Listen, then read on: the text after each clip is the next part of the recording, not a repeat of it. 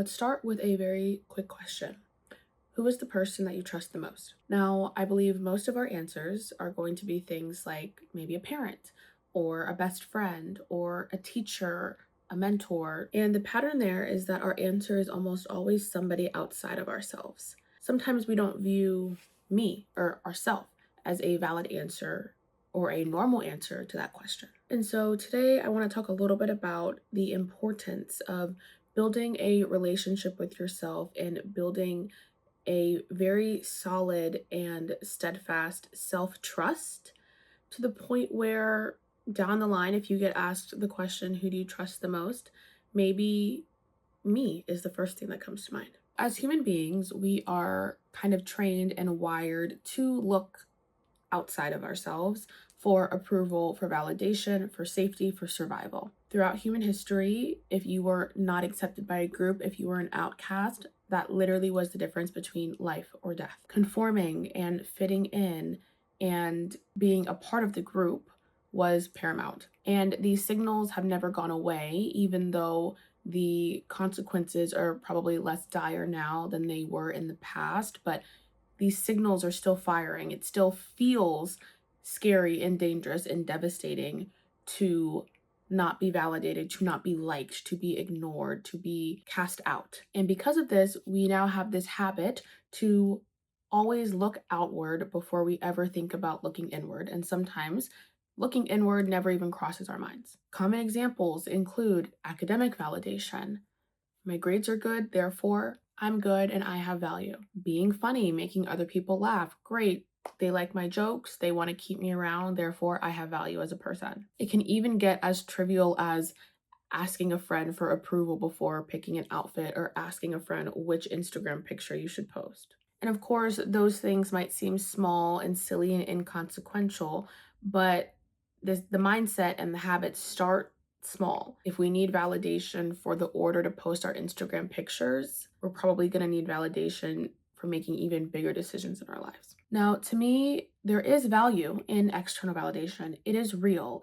It can affect how you live your life. It can affect the quality of your life. It can affect the opportunities you do and don't get. So it is a fact of life and something that should be considered. I'm just going to argue that it cannot be considered above our internal validation, specifically because external validation is temporary and it's also ill informed. First, people's opinions change, people come in and out of your life, and if your contentment is dictated by those external sources, you will be in a constant state of fluctuation and volatility and chaos. Now, second, when I say that external validation is ill informed, what I mean is you can never get into the mind of another person, right?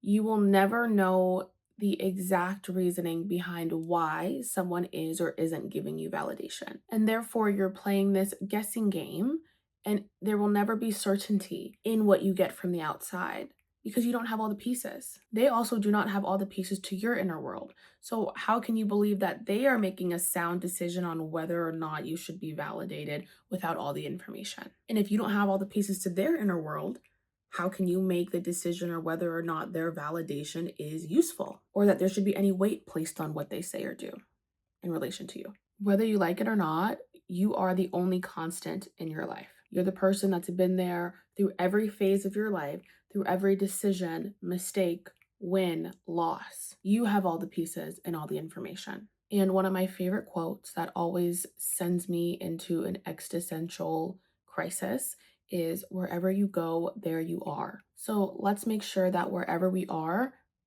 with the person we can trust the most.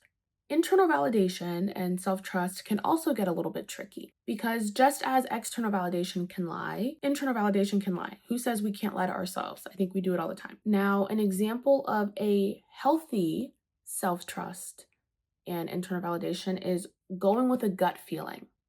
Maybe you're in a friendship that is on the rocks and you feel deep down inside that maybe it needs to end and you need to step away, and you go with that gut and you realize, yes, that's what should have happened.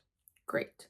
But it can also go in two other directions that aren't as healthy. we can overly validate ourselves. So, for example, trying to convince ourselves that things are fine when they're not. This could be like kind of living in Delulu land, right? In the same vein, we can undervalidate ourselves. This is self deprecation, being extremely critical, talking to yourself in a way that you would never talk to another person. So, I think the challenge with keeping things internal is keeping it grounded in reality and accountability, which takes practice. So when I sat down and asked myself the question, do I trust myself? I got a little bit stuck because I was trying to look for evidence to give me a yes or a no. And I realized I don't think I really log or remember too many moments where I trusted myself, or a moment when I used internal judgment rather than waiting for something external. I think we remember things that come from the outside a lot more because we place more value on it, right? So we remember that compliment we got when we were walking down the street, but we completely forgot about the moment when we stood in the mirror before we left and we told ourselves we looked great. So, in order to improve our self trust, we have to think about how is trust built in the first place. Trust is built over time and through consistency, right? So, our goal is to build a bank of moments and evidence that when we trust ourselves, things work out and things go positively. So, as an exercise to build this tank of evidence, I have been writing down moments when I trusted myself and things went well. So again, that could mean if I have a choice between two options and I just decide to go with my gut rather than running it by somebody, I make a note of that, I write that down. If I trust my gut on something and go for it and things work out, I write that down. If I'm trying on a new outfit and I would normally FaceTime my best friend and say, hey, does this look weird? I'm going to make that decision for myself and keep it pushing. And again, none of these are big, crazy, life changing moments, but habits are built in the small things. It's all about noticing, right? These things are already happening. We just need to notice them to then give us that proof that we need to realize this external validation is not a necessity for me to live a productive and happy and content life. Because remember, wherever we go, there we are. So let's try our damnedest to make sure that we are with someone that we trust wholeheartedly. As always, thank you guys for chatting with me, and I will see you in the next one.